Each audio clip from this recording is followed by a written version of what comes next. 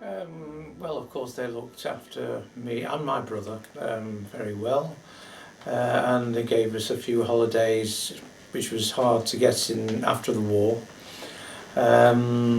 So, but yeah, but they were very nice. I just can't think of what else to say for the moment.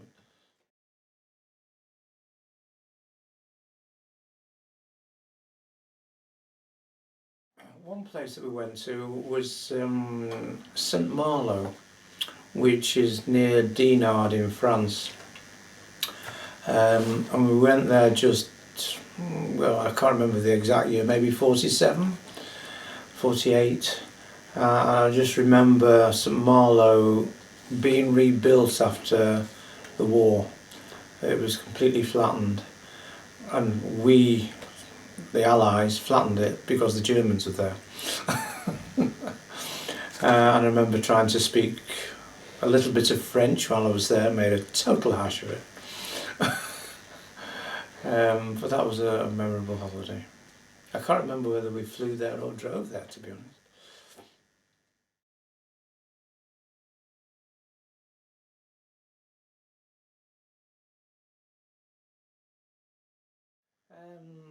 Well, there was, I remember on my birthday they had a party for me. To be honest, I can't remember who was there, but there was a party. And it was just an okay household, I suppose, because I had nothing else to compare it with.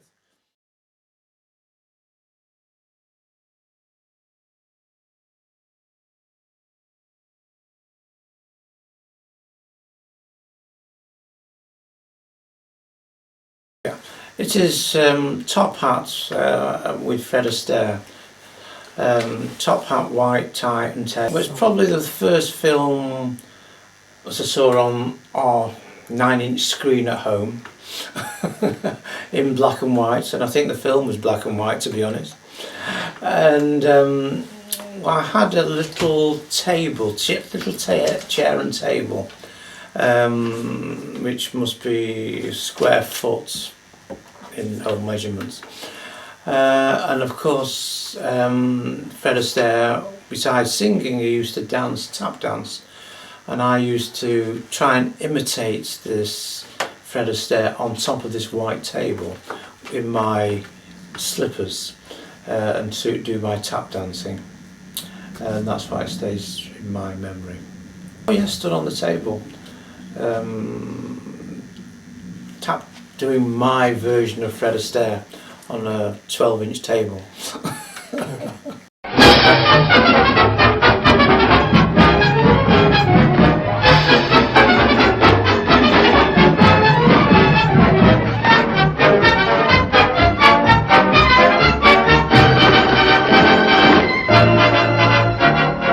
I just got an invitation through the mail. Your presence requested this evening is formal. Top hat, white tie, and tail. Nothing now could take the wind out of my sails. 'Cause I'm invited to step out this evening in top hat, white tie, and tail. Oh, I'm putting on my top hat, tying up my white tie, brushing off my tails. I'm duding up my shirt front, putting in the shirt studs, polishing my nails. I'm stepping out, my dear, to breathe an atmosphere that simply reeks with class. And I trust that you'll excuse my dust when I step on the gas, or I'll be there, putting down my top hat, mussing up my white tie, dancing in the tail.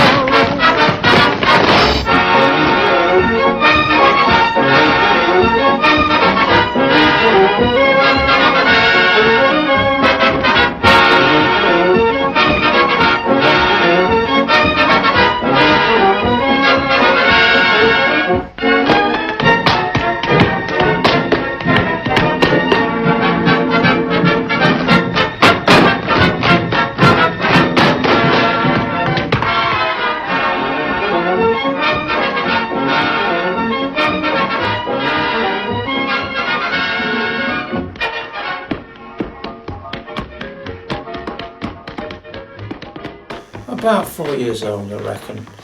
And I used to have to wear to get the noise on the table, I used to have to wear my slippers, which were like leather underneath. So you get the noise of the tap dancing on the table. I never fell off as far as I remember.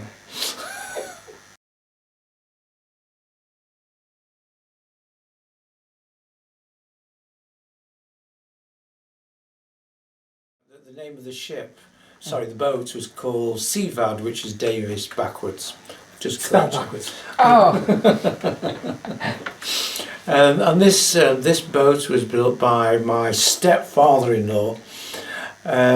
He built it in a steel hull, and he built it in his back garden in Cheetham Hill. And when it took a long time to build, as you can imagine, because he only did it in his spare time.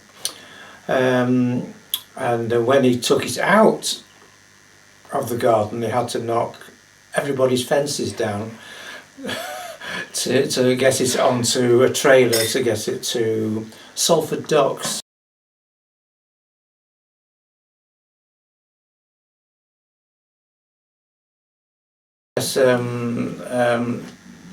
Yes, I was showing off to my children. And I think Amanda probably was 15, 14, then Howard is 14, 13, and Daniel 12. And I saw a rope on the edge of a cliff and started climbing down it, and I was fine going down, and then of course I had to get up. And I slipped, I lost my footing. So as I was spinning on the rope, I bashed my shoulder into the rock, and even now I've still got the lump. On the way home, I couldn't use the gears, so Amanda had to do the gears for me. Yeah, so that was quite painful.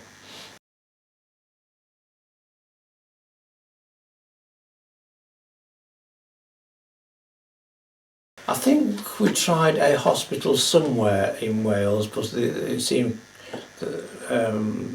inadequate. So we decided, let's go home.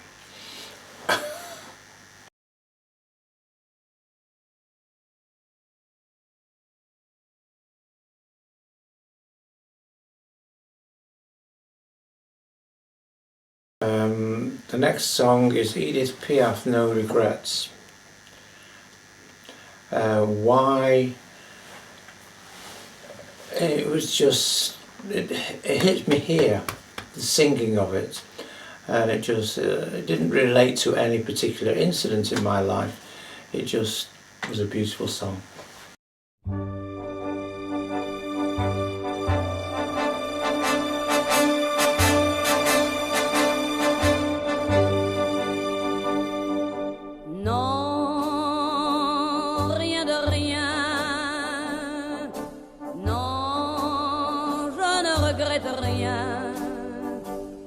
Ni le bien qu'on m'a fait, ni le mal, tout ça m'est bien égal. Non, rien de rien. Non, je ne regrette rien. C'est payé.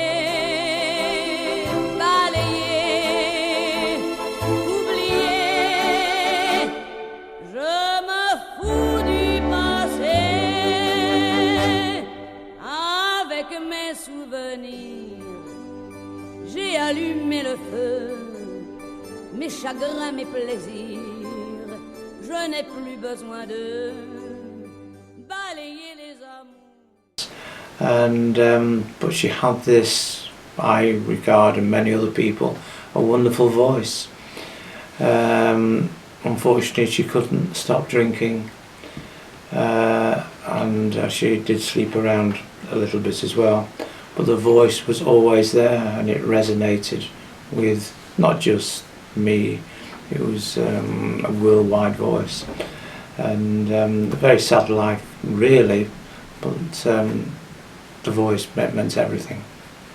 Mhm.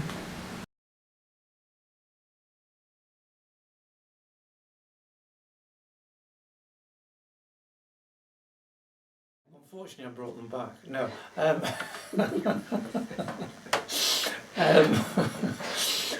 Yes, we went camping in Switzerland, and sometimes got there in one day, and sometimes it took 2 days. So we camped somewhere in France.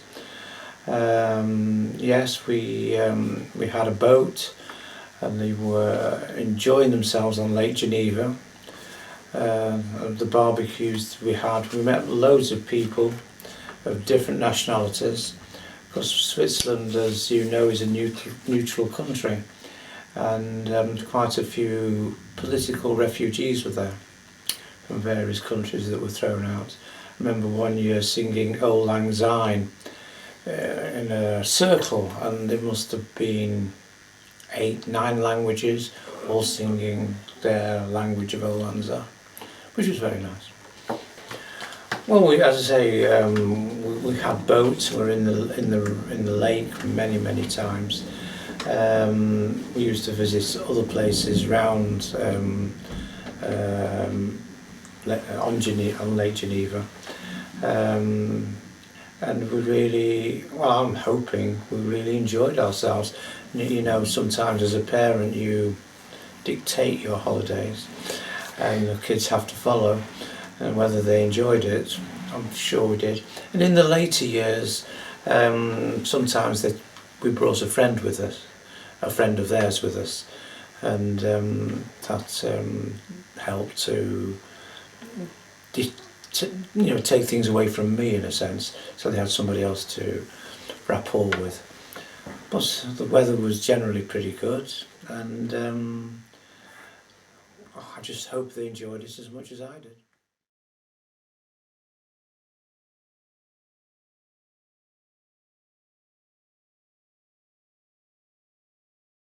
All right, so what happened was a friend of mine named Dennis, he invited me on a works do, and it was on the Lady Diane in Chester, and they had a meal, sailed up and down the river for 3 hours. And then I thought to myself, what a nice day it is out doing this, because it was a nice day, it didn't rain. What if I can invite all my friends and their children, and we can have a day out in Chester? And that's the way it started, and it lasted about 12 years. And of course the kids grew up and had started having other interests, and things got fragmented, and it lost its allure. Yeah, well, say we got there. Well, we made our own. Well, some people made their own sandwiches. They all got there by themselves. In the park next to the River Dee, there's quite a bit of an open space, and because boys like playing football, we stopped football. But what we did allow is cricket. So the girls would take part, and so in the afternoon we're in the park having our sandwiches, playing games, and then I think it was about 6 o'clock in the evening, everyone packed up, went down to the boat with their sandwiches. We couldn't take drinks on the boat, but we could take food, and for 3 hours, and we had a disco on the boat as well. And a few other types of bands as well over the years, just can't remember them all. So there was an area on the boat where we could dance. So it lasted 12 years, and then the kids grew up and wanted to do their own things, and it had its time. It did well.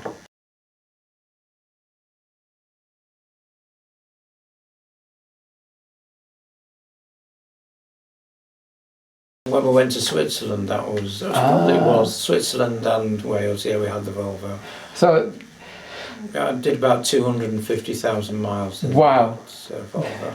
That's incredible. You got. And I saw it a few years later in Stockport. By then it had been hand painted. And it had got 445 on the clock. Still the original car.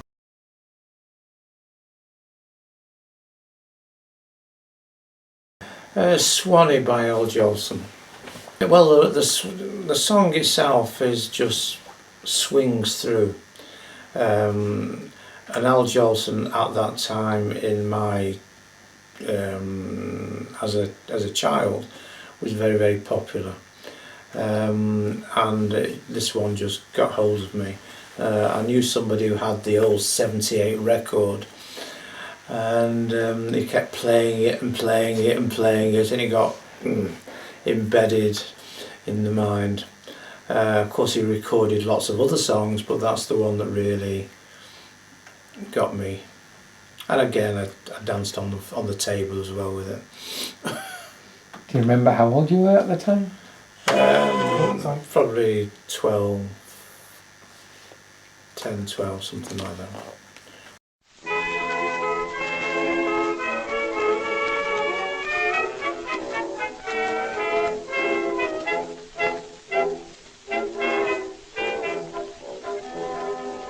I've been away from you a long time. I never thought I'd miss you so. Somehow I feel your love was real. Near you I long to be. The birds are singing, it is song time. The banjo strumming soft and low. I know that you yearn for me too. Swanee, you're calling me.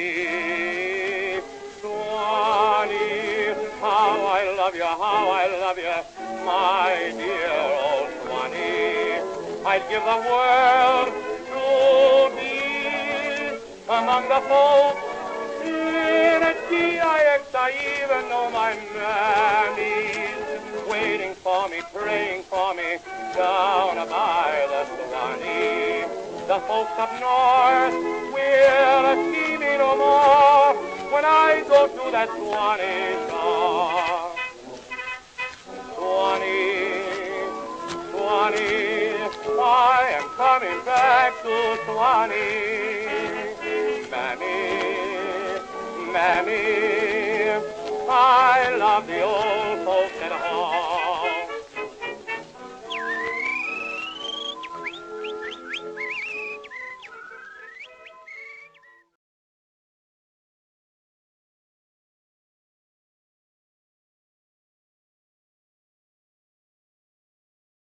Well, Amanda, we were in Paris and we're on a, what's it called? It's like a merry-go-round, a wheel. And people usually stand outside the wheel and push it round, kids push it round. But she was stood on the inside near the axle in a sense, because this is flat, of course. And she was being pushed around with all the other kids on this wheel as well, and she caught a shoe which got caught up in a bolt that was in the central pivot, and that's where she broke her ankle. And I didn't really know that, and I was just sat at my tent, and this guy was carrying Amanda, saying like she's had an accident. And I think she's in real pain. And of course we got the hot water bottles and the cold water bottles and aspirins and Disprins, and not all at once. Trying to calm the nerve. I didn't realise it was broken then, because it didn't visibly show itself besides a big bruise coming. And we spent the night in Paris. But then we decided to go home, and as soon as we got home over the channel to Dover, went in the first hospital in Dover, and got it seen to, which was plaster of Paris, of course. And Howard. Oh, we were in the Lake District somewhere. Can't remember exactly where, but he was swinging from a tree. And because I wasn't actually there, so I didn't actually see it. He was swinging from a tree. Now, whether he let go when the swing was up and he just flew off the swing, yeah, he must have done.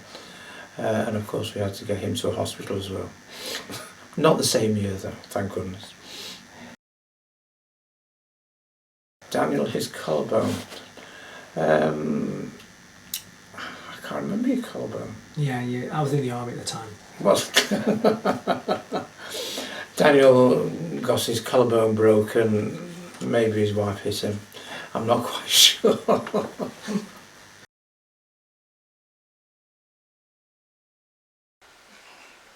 Cumberland Gap, Lonnie Donegan. And what can you tell me about that? Well, by this time, I was probably going to Manchester with all the coffee bars and nightclubs, and Lonnie Donegan was part of that genre at the time, and that's the one that sticks in my mind. Okay, Eureka. The nightlife in Manchester. Do you remember the nightlife in Manchester?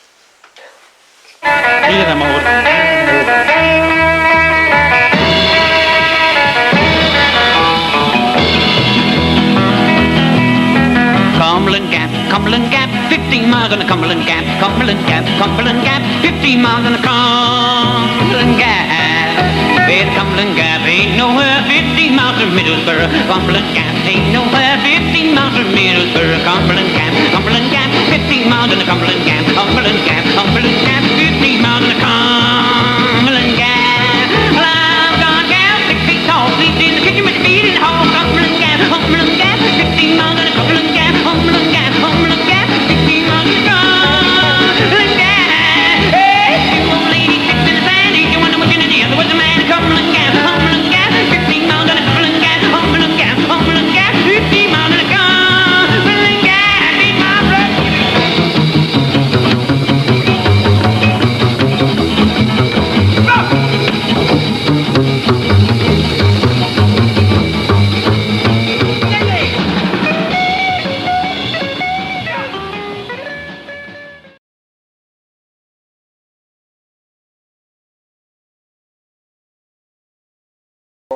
On the skiffle, well, part of the, besides his guitar which he had like a washboard, and on his fingers he had thimbles, and strumming the washboard. That was there at the time. He didn't do it in all his records, of course, but yes, that was Lonnie Donegan.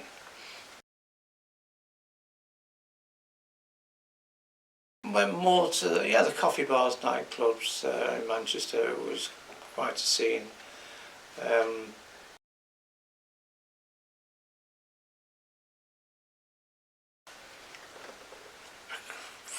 can't remember the names. They were mainly coffee bars. The Twisted Wheel. Macarlo's coffee bar, that's right, Macarlo's. There's others as well, but I can't remember them all.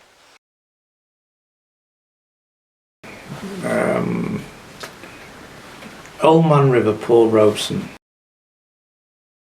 Paul Robeson is a voice which I really, really admired, and this is just a song which resonated with me. It doesn't really relate to any particular event, it was just got me. I was early 20s, and that's a guess. There's an old man called the Mississippi, that's the old man that I'd like to be. What does he care if the world's got troubles? What does he care if the land ain't free?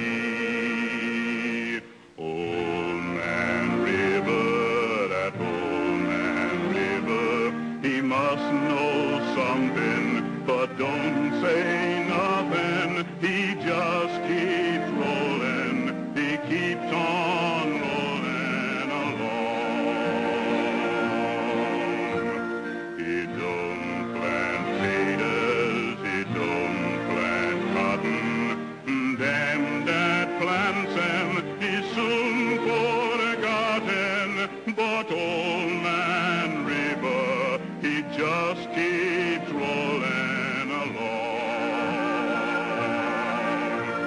You and me, we sweat and strain, body all aching and racked with pain. Tote that butt, lift that veil, you gets a little drunk and you lands in jail.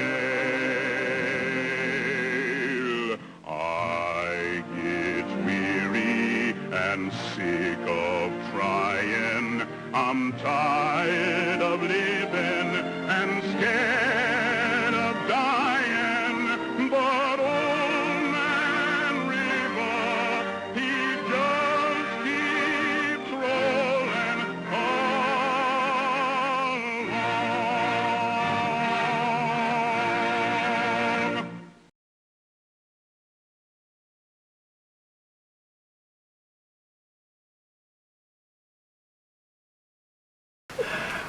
Yes, I do remember that very well indeed. Yes, I was very angry, to say the least. I had a knock at I was sat here in the living room. I got up at the front door and there was a policeman. Do you know where your son is? I said, yes, he's in the bedroom. Could you go and get him for me, please? So I went into the bedroom, and there, to my astonishment, was a rope. He had tied it to the bed and abseiled out of the window, having taken my car keys, and drove the car, and of course he wasn't there, so I had to come downstairs and tell the policeman that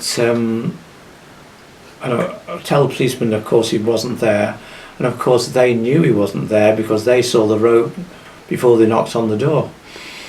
And then they told me the car had been wrapped around the lamppost, and it turned out to be a write-off.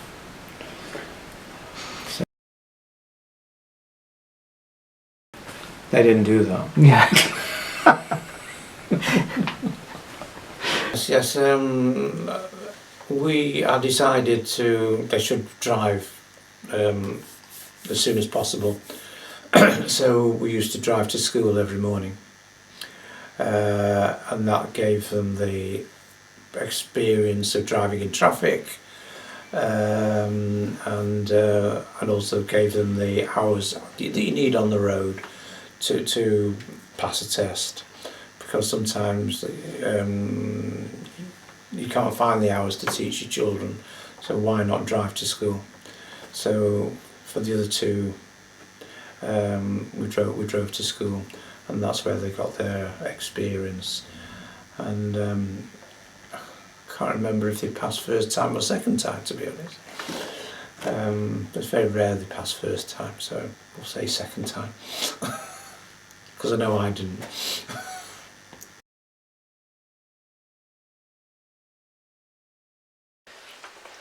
All of them. Well, Amanda was the first one to get married, and it was in a sense touch and go for me, because I'd had an operation for had my kidney out, and I was having radiotherapy, and I was going out with somebody called Joyce at the time, and she organised the wedding largely with Amanda and Stuart, and the wedding went very, very well. Unfortunately, during the wedding day I had to go to sleep for a couple of hours, maybe for three times in that day, because I just didn't have the energy to stay awake, because I was still recovering from the radiotherapy. But yes, that was Amanda's wedding. Howard's wedding we went to in Hull, or was it Beverley? Beverley. It was a very small wedding, where Amanda's was a big wedding, in a marquee and things, and Howard's was just direct family. And it was a very nice do. There was no problems, everything went smoothly. We went out for a meal afterwards, and with him it was just direct family. Daniel's wedding was a bit of a shock. I think he came to me, or they came to me, to say, I'm getting married on Thursday. Why is he getting married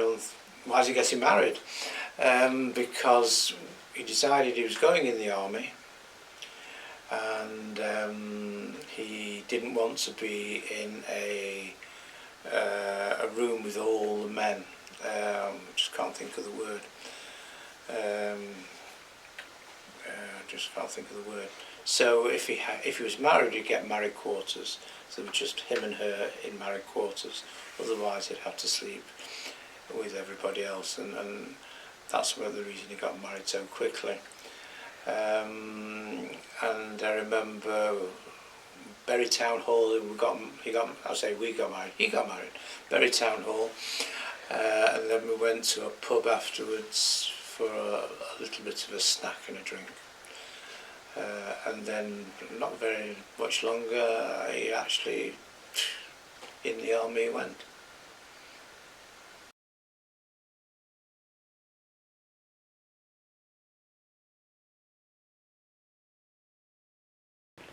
Which is When I Fall in Love, Nat King Cole. Nat King Cole, he actually visited Manchester, and we went to see him at the Odeon, what was the Odeon Cinema in Oxford Street. So I actually saw him live, and he sang the songs which was one, When I Fall in Love, and other songs as well.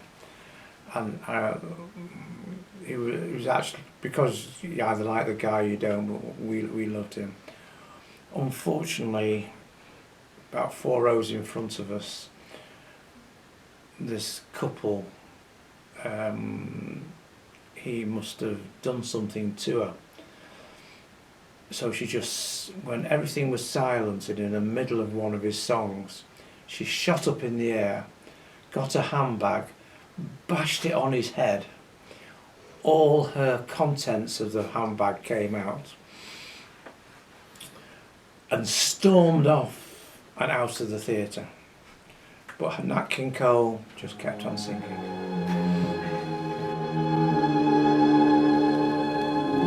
When I fall in love,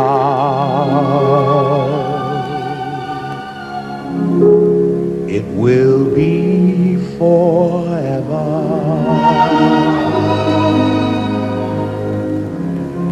Or I'll never fall in love.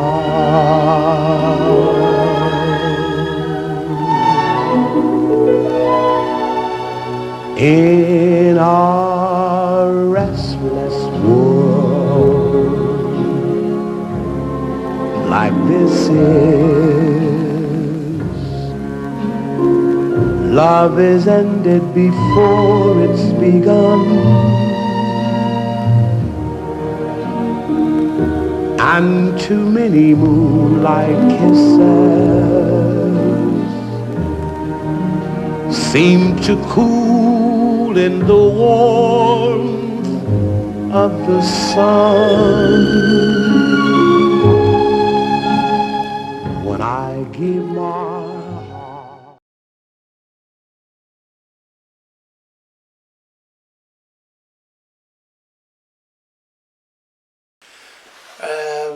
Bar mitzvahs. Yes, Howard had a bar mitzvah, and it was at the synagogue in Whitefield, which was Reform, so it wasn't high religion. but he still had to conform with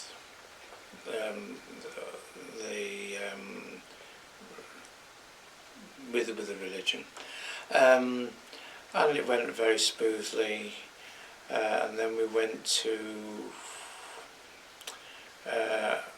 He said his piece on the bimmer, and then we went for a meal afterwards, and it went very well indeed.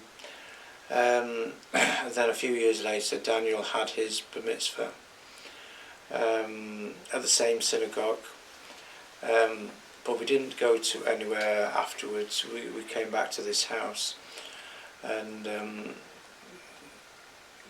the girlfriend I was going out with at the time catered. Unfortunately, I didn't know my ex-wife catered as well, so there was a colossal amount of food in the house. So I'm not quite sure where it all went, but we had loads of food.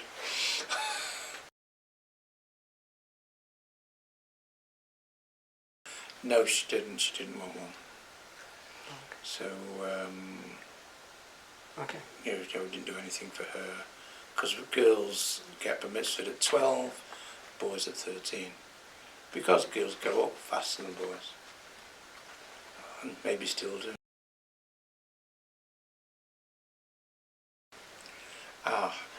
Yes, it's not been that important, to be honest. It's something that you feel that they should go through.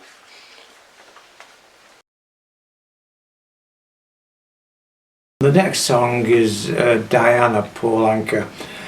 I think he was Canadian, and he was very young at the time, and everybody just loved the song Diana, and everybody was singing it, and it just got everybody's feeling of what a great song it was.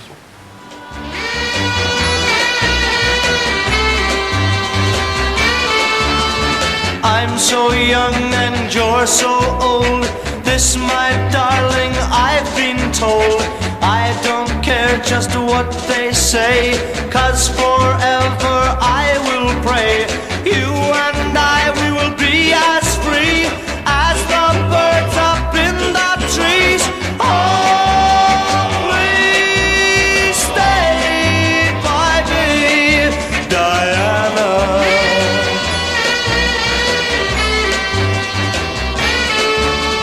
Thrills I get when you hold me close. Oh my darling, you're the most. I love you, but do you love me? Oh Diana, can't you see? I love you with all my heart, and I hope we will never part. Always stay by me, Diana.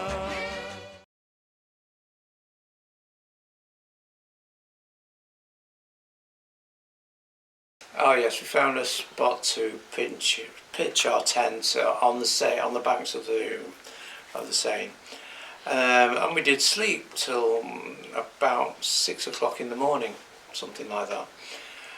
And as you do, you get out of your tent, and which I did, and then I see the gendarmes, the French police.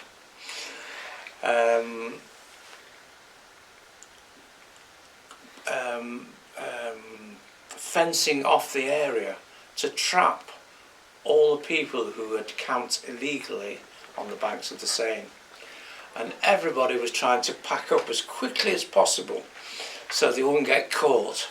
And of course I joined, and we just threw everything in the car and we got away with it.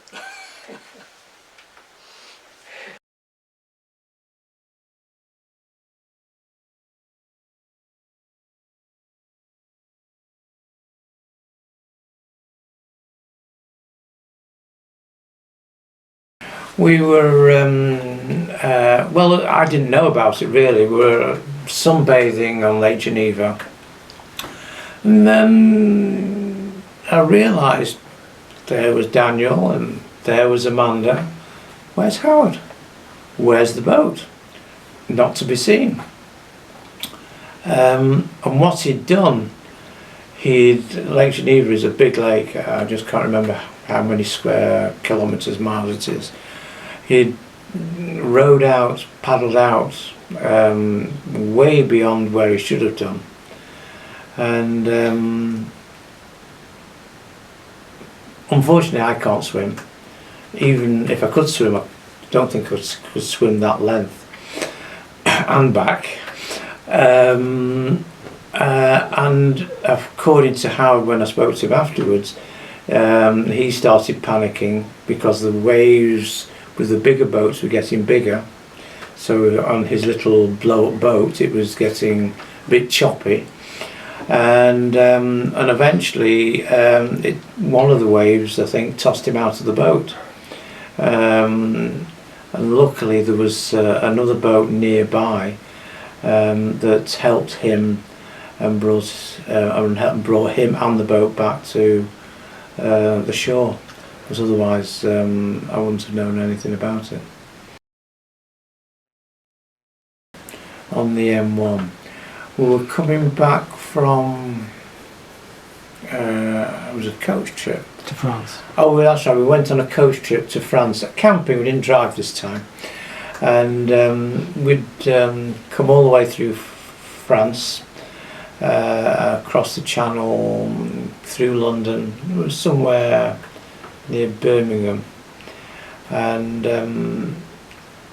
the coach stopped for everybody to relieve themselves, get a drink, and everybody got back on the coach, and the driver says, "Is everybody on the coach?" I said, and I looked around the coach, and there was 4 heads: Amanda, Daniel, Howard, and another boy. And I said yes. And then the coach set off.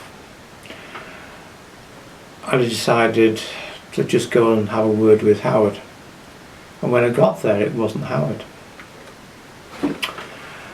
So I had to pluck up courage to tell the driver that we've left somebody behind at the service station.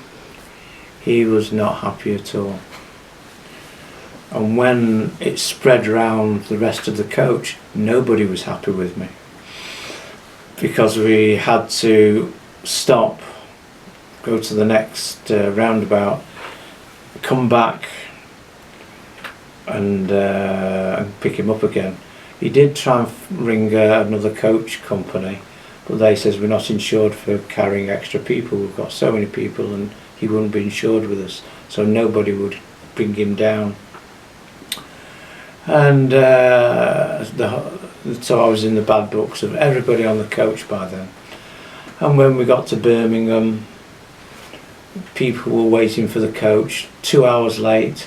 And why were they 2 hours late? They all pointed at me. And when we got to Manchester, exactly the same. Why are you so late? And they all pointed at me. Oh. Okay. Next song is Mac the Knife, Bobby Darin. Frank Sinatra also made this song, but I just preferred Bobby Darin's version. Oh, the shark, babe, has such teeth, dear, and it shows them pearly white. Just a jackknife has old Maggie Heath, babe, and it keeps it out of sight. You know when that shark bites with its teeth, babe, scarlet billows start to spread. Fancy gloves, though, wears old Maggie Heath, babe, so there's never a trace of red. Now on the sidewalk, ooh, Sunday morning, lies a body just oozing life. Can someone sneaking round a corner? Could that someone be Mac the Knife? There's a tugboat down. Factory. We used to manufacture sewing thread to the trade. In other words, not the little bobbies of cotton that you buy on a market. You sold them to manufacturers because Manchester was big in raincoats in those days. Not that it rained in Manchester a lot, but it was just big in raincoats. And which I took over from my father. And that's how, and it reached its zenith, and then in the late 60s, early 70s, everything started to go to the east, of the Far East, and then the manufacturing base in Lancashire depleted, and lots of people closed down. So, and then we still had the factory, of course, and made it and just let it out. A voice coach. Marilyn. Oh,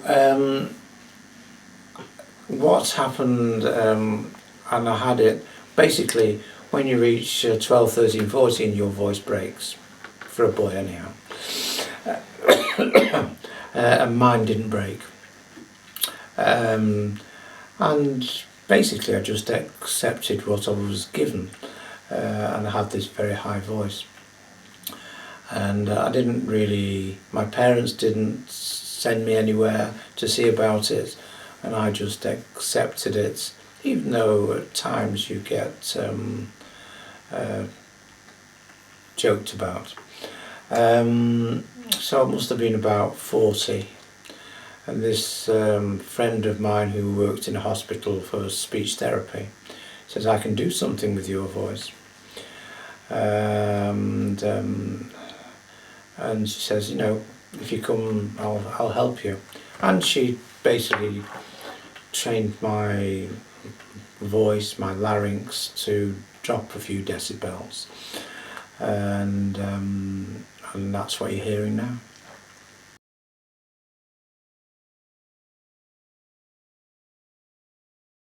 Holiday home. With my partner Joe, we decided to buy a holiday home in Dalaman, Turkey, and we built it to our specifications, and it really gave us a break to go there, and it was a really nice place, a centre of places to visit as well, and it's a different culture, and we really enjoyed it. And then it's Frank Sinatra. I think I know it's a big song, and it's basically saying I live my life my way, and I think that's why it was so popular, because everybody says I did it my way.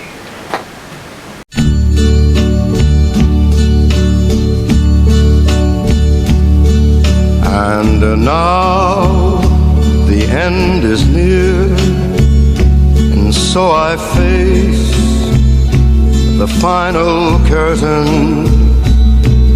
My friend, I'll say it clear, I'll state my case, of which I'm certain. I've lived a life that's full.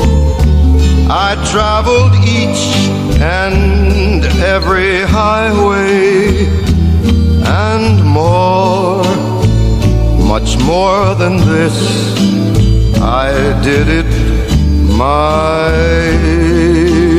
way. regrets.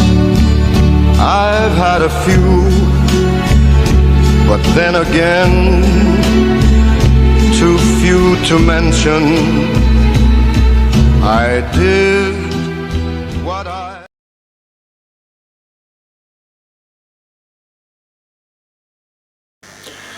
I joined the walking group when I was about 40, I reckon, and it gave me lots of enjoyment, walking to places I've never been before, seeing England, especially in the countryside, the national parks, off the beaten track, roughing it a bit at times, and not like Daniel, who roughed it in the army, but because he was being paid for it, I didn't get paid for it.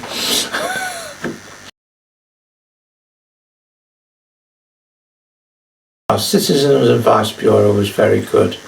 I don't believe it's actually open these days, but we were based in Salford, and people used to come in with their problems, from court cases to marriage to anything you want, and we had a library of legal books, so you got the problem, you went to the library if you didn't know the answer and read out the solution or the next stage to go to, and hopefully we helped a lot of people. But one guy stuck out in my memory. He came in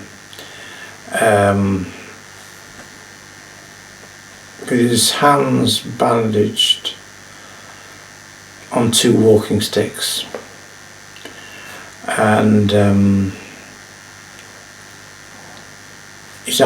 one eye was lazy, and he reminded me, I can't think of his name, so you have to, what's the comedian who? Marty Feldman. He reminded me of Marty Feldman. I don't know if you've met him, seen him.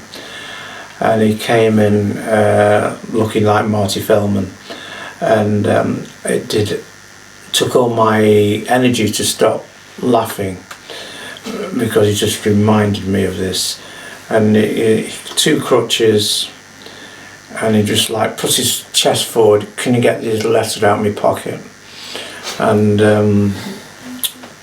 I got the letter, and he needed some help in sorting out his legal position. And what he'd done, he'd gone up a ladder, lost his footing completely, broken both his arms and one leg. And of course, Marty Feldman had these eyes that squinted, and this was him, and it was very difficult to keep a straight face. So generally, helping there was very good indeed, and I felt pleased to be able to help so many people.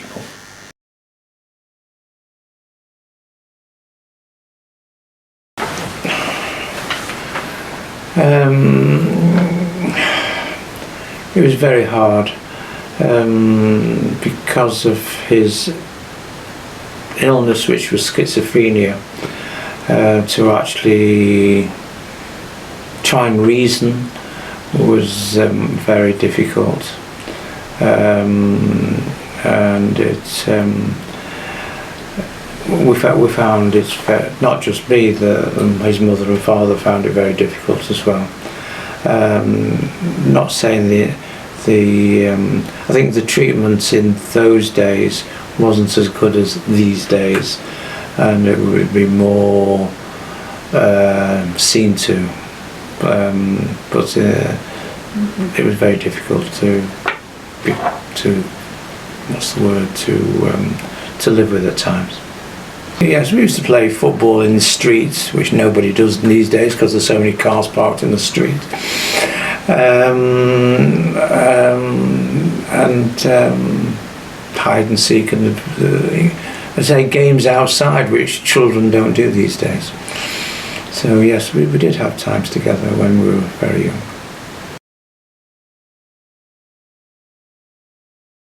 Well, getting together with Jo was a big event. Well, she'd been to me. She's kept me going. She's fed me with Middle Eastern food. And no, we've done very well together. We've bounced off each other. 16 Tons by Tennessee Ernie Ford. It's just a song about slavery in America, and for me it amplifies the feelings that were there at the time, and thank goodness it was showed.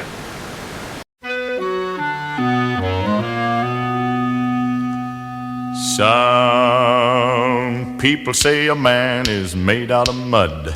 A poor man's made out of muscle and blood. Muscle and blood and skin and bones. A mind that's weak and a back that's strong. You load 16 tons, what do you get? Another day older and deeper in debt. St. Peter, don't you call me, 'cause I can't go. I owe my soul to the company store.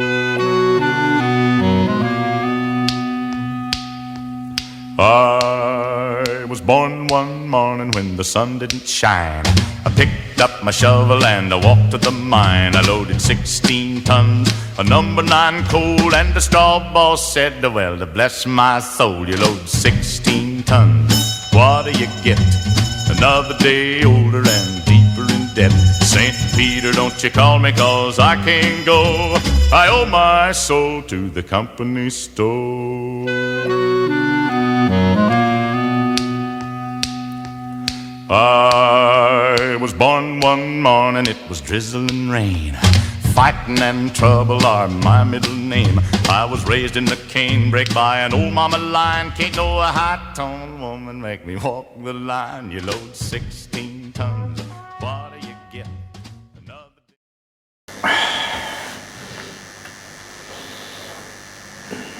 Another The book which I enjoyed, I think, most was The Rise and Fall of the Roman Empire.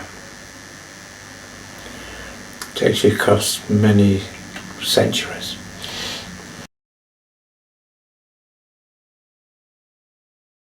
Jo? No, no. What luxury. I suppose if I could find, I'd build a wall, and so I'd want to take a tennis racket so I could play tennis against the wall. And so you'd need to take cement and sand. With a quick work, bricks. I'd find that on the island, I'm sure. Oh, plenty of sand, yeah.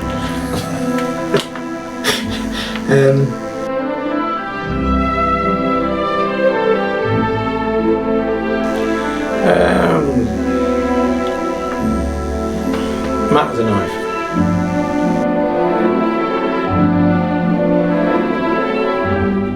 It's been a real pleasure.